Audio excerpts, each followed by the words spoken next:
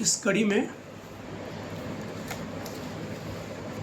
मैं पुनः आपके सामने प्रस्तुत हूँ।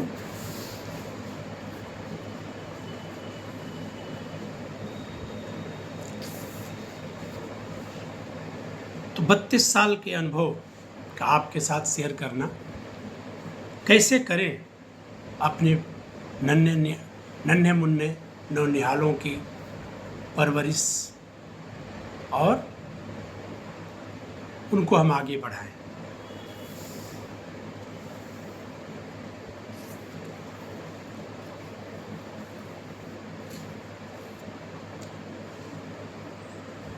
बहुत सारे ऐसे प्रश्न उठते हैं कि हम क्या करें, हमारे बच्चे सुनते नहीं हैं, हम ये कहते हैं बच्चे वो करते नहीं हैं। तो सबसे पहले तो ये जानिए कि बच्चे अनुकरण किसका करते हैं। सबसे पहले वो अपने माँ बाप को देखते हैं और माता पिता जैसा करते हैं उन्हीं का अनुकरण करते हैं। जैसे एक उदाहरण के रूप में हम बच्चों को कह देते हैं कि बच्चे ये चीज़ पढ़ो, और आज के युग में मोबाइल बहुत ज़्यादा कॉमन हो गया है, मम्मी हो या पापा, हम उसको तो कहते हैं पढ़ो और अपने मोबाइल ले लेते हैं और मोबाइल में अपनी वीडियो देखते रहते हैं, उस वीडियो पर रिएक्शन करते रहते हैं, हंसते रहते हैं, बोलते रहते हैं, और बच्चा बगल में बैठ के उसका ध्यान किताब पे जाएगा कि आपकी वीडियो पे जाएगा। हम टीवी देखने लगते हैं और बच्चे को कहते हैं पढ़ो, उसका ध्यान टीवी पे जाएगा या उसकी पढ़ाई पे जाएगा। हम इस छोटी चीज़ को ध्यान नहीं देते हैं, लेकिन ये बहुत बड़ी चीज़ है। बच्चा कभी भी उस अवधि में जब आप वीडियो देख रहे हैं, मोबाइल देख रहे हैं और टीवी देख रहे हैं, और बच्चा से आशा करें कि वो पढ़ाई करे, अपना होमवर्क करे, कभी नहीं कर सकता है। हमें बच्चों को पढ़ाने वक्त या उनके विकास के लिए उन पर अगर ध्यान देना है तो हमें खुद उस लेवल पे जाना पड़ता है। हम बड़े हो गए हैं लेकिन हमें खुद बच्चा बनना पड़ता है, उसके साथ पढ़ाई करनी होती है। आप उसको वर्क दिए और अपनी आप पढ़ाई करिए, कुछ बुक ले लीजिए, कुछ पेपर ले लीजिए, कुछ मैगजीन ले लीजिए या उन्हीं की बुक को आप पढ़िए। देखिए आपका बच्चा जरूर उसको पढ़ेगा। इस पर कई पेरेंट्स का वो होता है कि मेरे पास समय नहीं है, मैं ट्यूशन लगा लेता हूँ। घर में ट्यूशन आते हैं, ट्यूटर आते हैं, वो पढ़ाते हैं, लेकिन उस ट्यूटर की क्या गतिविधि है, क्या पढ़ाता है, इसको भी हम देखने का मेरे पास फुर्सत नहीं है, टाइम नहीं है। उसका परिणाम क्या होता है, वो ट्यूटर भी एक अलग कॉपी बनवा लेता है और अपने होमवर्क देना शुरू कर देता है। बच्चे के पास स्कूल का होमवर्क है और एक ट्यूशन का भी होमवर्क है, और दोनों के दोनों दो सिस्टम है। एक इंडिविजुअल जो ट्यूटर आता है उसके अपने सिस्टम है पढ़ाने की, और स्कूल का एक जो पैटर्न है वो अलग सिस्टम है। दो पैटर्न की बोझ बच्चे के ऊपर हो गया, उस छोटे बच्चों पर। वास्तव में ट्यूशन कोचिंग कोई बुरी बात नहीं है, लेकिन वो एक एज के बाद होता है। आप एक क्लास 8th के बाद उसको शुरू कराइए। हम एक नर्सरी में बच्चे को भेजते हैं और एक ट्यूटर लगा देते हैं। बच्चा समझ नहीं पाता है कि वो टीचर जो स्कूल में पढ़ाए हैं उस सिस्टम से पढ़ूं या जो ट्यूशन मास्टर बोल रहे हैं उस सिस्टम से पढ़ूं। अज्ञानता बस बच्चा, अबोध बालक ये समझ ही नहीं पाता है, और अंततः एक दिन ऐसा होता है कि उस सिस्टम से वो उब जाता है, उसको पढ़ाई बोझा लगने लगता है। उस सिस्टम को आप खुद अनुभव कीजिए। आज लगभग सबके मम्मी पापा साक्षर तो है, नहीं है तो भी उसका उपाय है। आप एक सिस्टम डेवलप करें, बच्चे को पूछे कि आज स्कूल में क्या हुआ, आप दिखाओ, अपनी कॉपी दिखाओ, बच्चा जब दिखाएगा उसको पीछे किस पीरियड में क्या पढ़ाई हुई, आपको अगर अक्षर ज्ञान नहीं है तब भी बच्चा जब खोल के दिखाएगा तो आप ये अनुभव मत होने दीजिए कि मुझे नहीं आता है। बच्चा समझता है कि मम्मी पापा को बहुत आता है। उनको सिस्टम में ले आना है, उनको ऐसे योग्य बनाना है, आपको पढ़ाना नहीं है। छोटे बच्चों को पात्र, जैसे कि हम एक पानी निकालने जाते हैं तो जैसा बर्तन लेके जाएंगे वैसा ही पानी मुझे मिलेगा, उसी तरह से बच्चों को पात्र बनाना है, पढ़ने लायक बनाना है। अगर इस पर हम ध्यान देने लगे तो हम बच्चों को जरूर आगे ले जाएंगे। बहुत कुछ इस पे कहना है, कहा जा सकता है, बताया जा सकता है। एक एक दिन एक एक टॉपिक हम देंगे और आप इस पे अनुभव करें, इसको समझें। जैसे अभी मैं एक अपने यहाँ एक पेरेंट्स मीटिंग हर स्कूल में होती है हर महीने, लेकिन पेरेंट्स समझते हैं सिर्फ मुझे जाना है और कंप्लेंट सुनना है और वापस चले आना है, या जाना है फीस बाकी है स्कूल का, फीस जमा करना है। ऐसा नहीं है। पेरेंट्स को जानना चाहिए कि हमारे बच्चा जो स्कूल जाता है वो क्या करता है, उस टीचर से मिलना चाहिए, उससे पूछना चाहिए, और टीचर को भी उसके घर के एक्टिविटीज़ के बारे में जानना चाहिए।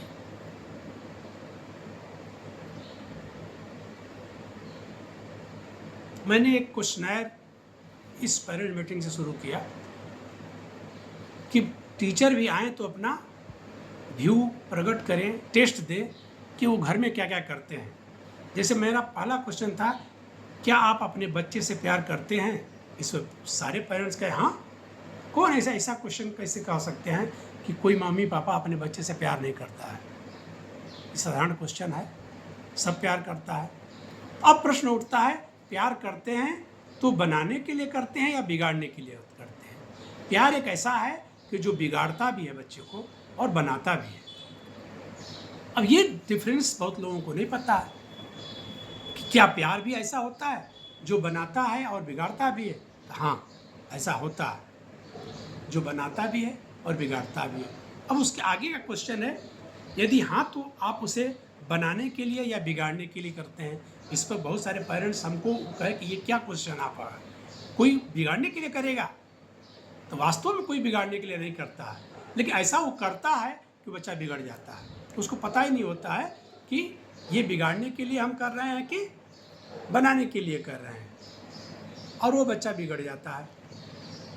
उसको शिक्षित करने के लिए, यह बताने के लिए हमने प्रयास किया। हमारा तीसरा क्वेश्चन है, आपके कैसे आप समझ सके कि बच्चा बिगड़ने के लिए हम बिगाड़ने के लिए प्यार करते हैं या बनाने के लिए? तो आप बाकी सारे क्वेश्चन का आप उनसे आंसर दें तो आपको पता चल जाएगा। आपके बच्चे को घर पर कौन पढ़ाता है? ऑप्शन था पापा, मम्मी, ट्यूटर, यानी घर के सदस्य कोई पढ़ाता है या ट्यूटर पढ़ाता है। मैं अभी आपसे बात किया कि ट्यूटर पढ़ाता है, प्यार के नाते आपने ट्यूटर लगाया है, लेकिन वो ट्यूटर बनाने के लिए नहीं, बिगाड़ने के लिए लगाए हैं आप। छोटे बच्चे नौनिहाल को आप केयर करें, पहले आपका बच्चा है, आप केयर करें। समय नहीं है, ये बहाना नहीं होना चाहिए। समय हम किसके लिए कर रहे हैं? अपने बच्चे के लिए कर रहे हैं, नौकरी कर रहे हैं, बिजनेस कर रहे हैं, मम्मी पापा दोनों कर रहे हैं, फिर भी आपके पास आधा घंटा 1 घंटा समय होना चाहिए जो समय अपने बच्चों को दे।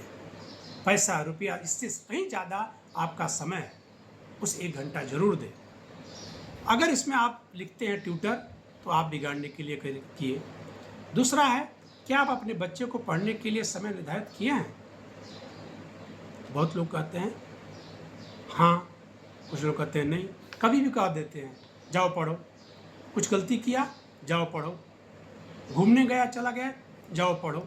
ऐसा नहीं, एक समय निर्धारित कीजिए। ये समय आपका टीवी देखने का है, ये समय आपको पढ़ने का है, ये समय आपको खेलने का है, ये समय आपको खाने का है, ये समय आपका सोने का है।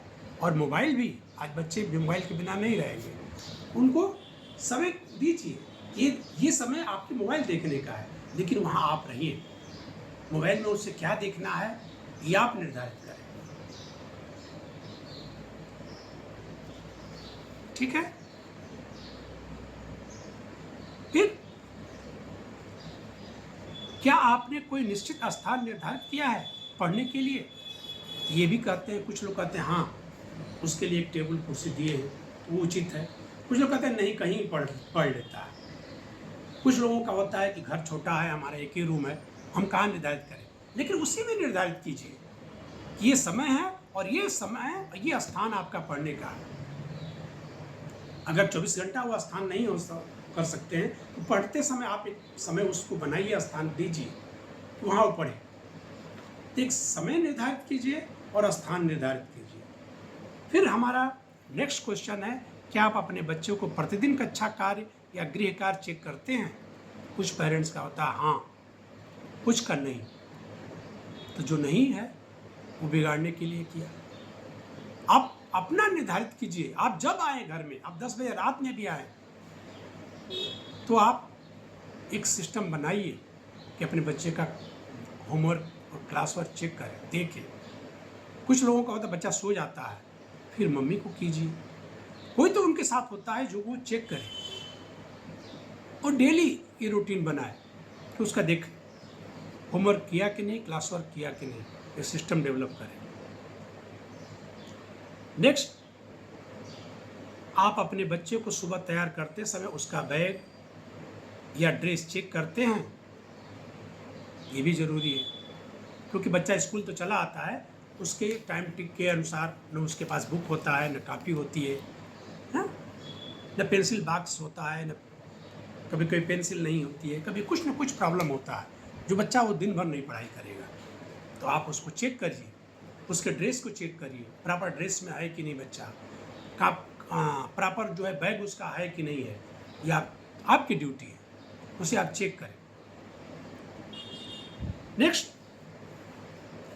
क्या आप उसे रात में कहानी सुनाते हैं, यानी अपने साथ उसको सुनाते हैं? आप खुद कहानी बताइए, सुनाइए। कुछ पेरेंट्स इसमें कहे कि नहीं मुझे तो कहानी आती नहीं है। आपको नहीं आती है तो आप बच्चे से सुनिए, बच्चे को बहुत सारी कहानी आती है। स्कूल के बारे में पूछिए, आज स्कूल में क्या क्या किया, अपने फ्रेंड्स के बीच में क्या किया, ये कहानी है। उसको बोलने की क्षमता डेवलप होगी उससे। करते आप कुछ नहीं है, लेकिन आप एक एजुकेशन दे रहे हैं तो उससे सुनाने की क्षमता डेवलप होगी, और आप सुनाएंगे तो उससे सुनने की क्षमता डेवलप होगी। ये भी करना है आपको। फिर मेरा नेक्स्ट क्वेश्चन था, क्या आप अपने बच्चे को दादा दादी या नाना नानी के पास जाने देते हैं? कुछ लोग कहते हैं हाँ, कुछ लोग कहते हैं नहीं, कुछ लोग कहते हैं दादा दादी गांव पे हैं, हमारे साथ नहीं है। तो दादा दादी कितने यूजफुल होते हैं बच्चे के पालन पोषण में, इस पर एक अलग से हम टॉपिक का एक दिन वीडियो बनाएंगे, क्योंकि उसके पास पेशेंस बहुत ज़्यादा होता है। दादा दादी इतने लाइफ बिता चुके होते हैं कि उनके पास पेशेंस होता है, और उस पेशेंस के थ्रू ही बच्चों को पालन करते हैं। बच्चा एक गलती करता है तो उसको डांटते मारते नहीं है, लेकिन मम्मी पापा तुरंत डांट मार देंगे, क्योंकि उसके पास अभी पेशेंस नहीं होता है, बहुत सारे वर्क का लोड होता है, और यंग भी होते हैं वो। तो पालन पोषण में दादा दादी की बहुत बड़ी भूमिका होती है। तो उनके पास, उसके संपर्क में रखें। नेक्स्ट हमारा था, लंच बॉक्स में हेल्दी फूड देते हैं या जंक फूड देते हैं? ये भी एक बहुत बड़ी प्रॉब्लम है। स्कूल सुबह का सबका है, मम्मी पापा जल्दी से उठते ही नहीं, तो क्या करेंगे, बिस्कुट डाल देंगे लंच बॉक्स में, कोई चिप्स डाल देंगे या मैगी बना दिए। तो ये जो अच्छी चीज़ नहीं है सेहत के लिए। आप तो अपने समय के और बचत के लिए कर दिया, लेकिन वो बच्चे के लिए, हेल्थ के लिए बहुत ही प्रॉब्लमेटिक है। आप उनको हेल्दी फूड दीजिए, यानी कि बच्चे को बनाने के लिए आपको तपस्या करनी है। बच्चा ऐसे ही बड़ा नहीं हो जाता है, और ऐसे ही जो आप चाहते हैं वैसा नहीं बन सकता है। उसके लिए आपको तपस्या करनी होती है, तब बच्चा देखेंगे कि जो आप चाहते हैं वो बना है। आपकी तपस्या में कमी है तो बच्चे की बनने में भी कमी होगा। तो ढेर सारे ऐसे ऐसे टॉपिक है कि बच्चे की इस तपस्या में कैसी आपकी भूमिका होनी चाहिए और कौन से रास्ता अपनानी चाहिए, कौन कौन नियम पालन करना चाहिए, सब पे हम एक एक करके वीडियो बनाएंगे और उसे आप फॉलो करें और अपने लाइफ में उसको उतारें। और इस वीडियो को ये मैं नहीं कहूँगा कि सब्सक्राइब करें, लाइक करें, अपने जीवन में उतारें इस बातों को। लाइक तो सब्सक्राइब तो आपको अच्छा लगेगा तो आप करेंगे, वो अलग बात है, लेकिन आप ये मेरे वीडियो से कितने परिवार, कितने बच्चे लाभान्वित होंगे, कितने बच्चे अपने मार्ग पर बढ़ते हुए अपने लक्ष्य को प्राप्त करें, ये मेरा उद्देश्य है। ये नहीं है कि सब्सक्राइब करें, लाइक करें उद्देश्य। जय हिंद, जय भारत, नमस्कार।